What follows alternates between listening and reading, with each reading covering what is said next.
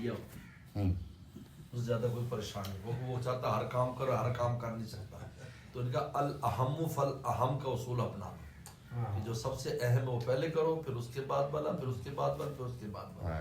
اللہ کے ہاں بھی آپ مسئول نہیں ہیں، وہ سارا آپ کر نہیں سکتے۔ جی ماشاء اللہ۔ الاہم فالاہم، جو اہم ہے وہ اہم بس۔ اب ہمارے یہاں 12:30 بجے سے پہلے ملاقات نہیں ہے، بالکل کوئی بھی آئے گا، ایم پی اے صاحب آ جائیں، ایم این اے صاحب آ جائیں، ان کا حضرت 12:30، کیوں؟ اسباق متاثر ہوتے سارے میرے، تو میں 12:30 اسباق سے فارغ ہوتا ہوں۔ پہلے بنات کے اسباق ہوتے ہیں، پھر لڑکوں کے بخاری ہوتی ہے، 12:30 سبق ختم، اب دربار کھلا ہے جائے جی، اب 3:30 4 بجے تک عصر تک چلتا ہے، کوئی بات نہیں۔ یہ الحم فلام ہے نا، بہت لوگ تو آتے رہیں گے، ایک عادت ڈال اگلے دن کی اور آگے تو وہ سارے سبق رہ گئے، یہ پہلے ہے۔ تو الاہم فالاہم کے اصول کو اپنائیں۔ تو جب بھی آپ سے کوئی بیان کا ٹائم لینے آتا ہے تو آپ یہ اپنی اس کو دیکھیں کہ آپ کو اس وقت کی ایسی مشغولیت تو نہیں جو بیان سے زیادہ اہم ہے۔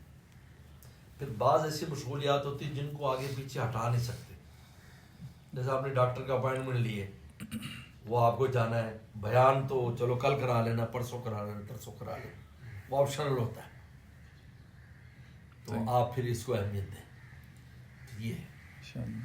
یہ الحم فالحم اصول ہے۔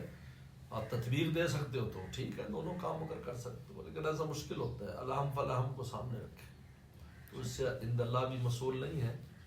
اور میں نے یہ دیکھا ہے کہ اس اصول کی وجہ سے مخلوق کے قلب میں بھی کوئی آپ کے بارے میں بدگمانی نہیں آئی، یہ غیبی معاملہ ہے، کیونکہ آپ نے عمدن نہیں کیا، ویسے ناز کر دیا نا کہ نہیں ہمارے پاس نہیں ہے ٹائم، ایسے نہیں، واقعی آپ کو ایک ضرورت تھی جس کی وجہ سے آپ نے ٹائم نہیں دیا، تو اللہ تعالیٰ اس کے دل میں محبت قائم رکھتے ہیں۔